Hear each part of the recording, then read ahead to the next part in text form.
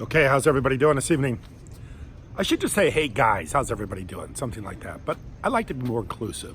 So I say everybody because I'd like to think sometimes women are interested in the blockchain too. Not only just guys, but women. And I happen to know quite a few women that are interested in the blockchain. So when people start their videos and say, hey guys, here I am again, I like to be more inclusive and include the women in it too, because there are a lot of women that are very big into blockchain. In fact, I was just reading that one of the people in Facebook that actually was the decision maker on Libra wasn't Zuckerberg. It was actually one of his executives, and she's a very young lady, and she was the one that kind of instigated the whole thing with trying to go forward with Libra. So there's a lot of very bright, intelligent women out there. So I always say everybody, and don't exclude women by saying guys. But guys, I guess, can be everybody, but generally is a way of referring to people that are male more so than female. So anyway, how's everybody doing this morning or this evening? It's actually the morning because it's really early in the morning, but for me it's pretty late at night. I haven't gone to sleep yet, so it's actually night, but it's for everybody else it's morning. So anyway, my name is Kent. After that introduction, this is the EOS San Diego, and I make videos on the blockchain. And one of the things I'd like to talk about tonight is I'd like to talk about the occurrence, actually what's happened right now, which is probably the biggest thing that's ever happened to blockchain, and that's that people are talking about it more so than ever before. I mean, when I first got involved with blockchain, it was hard to find information about it. I had to watch a lot of videos to kind of piece together what blockchain was about.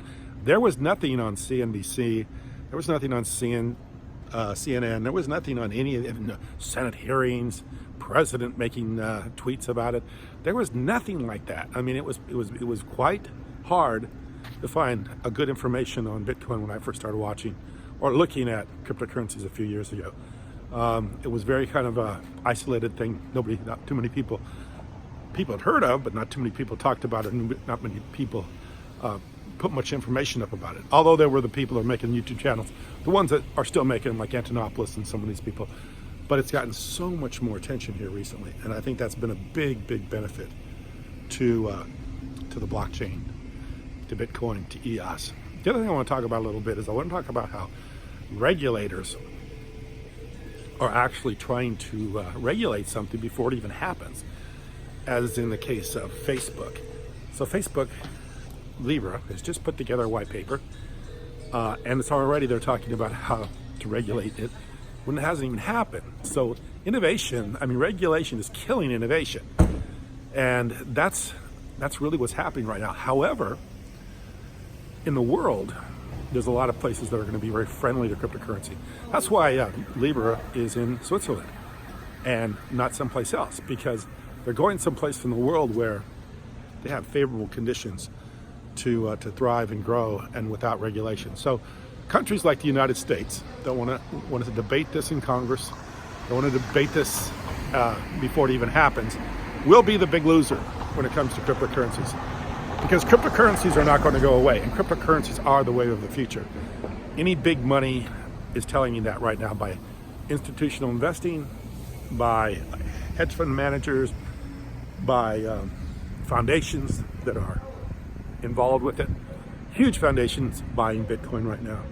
And I made a video about that one night, that endowments with some of the major institutions in the world, some of the major universities in the world have huge endowment dollars that they invest for their institution. And a lot of it, not a lot of it, but some of it's going into Bitcoin. And these are places where they have a lot of oversight. So when they invest in something, they pretty well thoroughly vet it before they make that investment. So that's a lot of things going on. And I've been watching a lot of the people like Tim Draper. Of course, we have Mike Novogratz and many more that are huge Bitcoin EOS fans. So the people, the smart money, the people that are out front of this are the people that are going to achieve great results for their investors and for themselves. And the other thing about it is the countries that understand that this is the future and it's not going away and it's not going to be regulated away. There are the places people will go to thrive and prosper with these cryptocurrencies. So I'm very, very bullish on cryptocurrencies. It is the future. There's no doubt about it. It's 100%. It's not going away. Bitcoin had 10 years to be stamped out, stomped on, and gotten rid of, and it wasn't. It will continue to grow, continue to thrive, even though it had virtually nobody know about it, and it was simply a phenomena by a lot of people that were just like Dan Larimer. They were just looking for a libertarian way to have their money.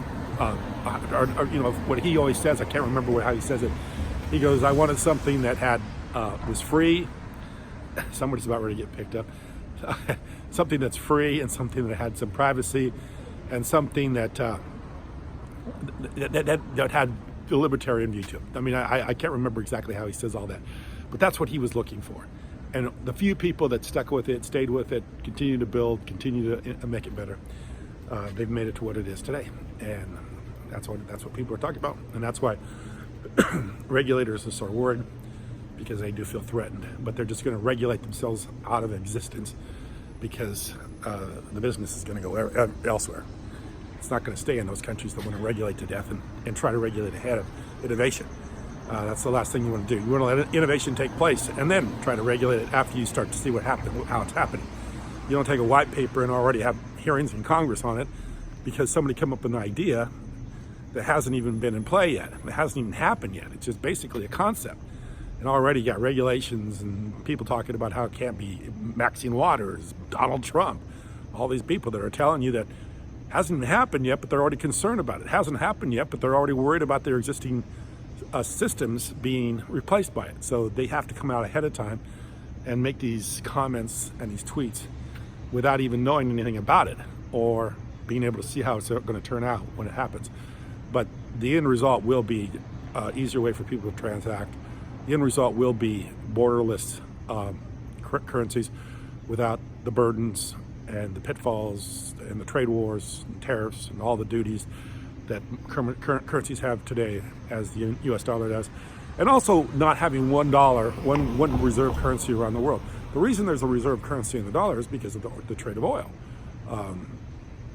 The US government was able to have oil be transacted in dollars, which has always helped the stability and the price of dollars.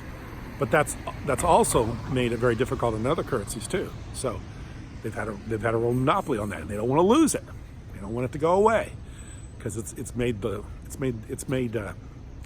bettered the lives of the people in America. It's made their currency much more valuable than it should be, because of the fact that people have to transact in oil around the world, in dollars in oil around the world. So anyway, that's why they feel threatened. That's why they're having their hearings, and this is why they're over-regulating before it even happens. And this is why I believe if they continue to do this, that the people will just go, the ideas will just go elsewhere. And in the end, they will be the loser on this, because it's not going away. This is the future. This is the way it is. This is the way.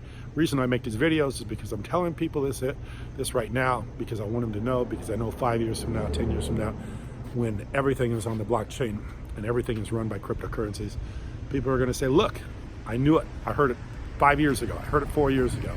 I heard it on YouTube. I heard things like this happening. So this is the time. I think it's a great time, because you have regulators that are beating the market up before it even happens.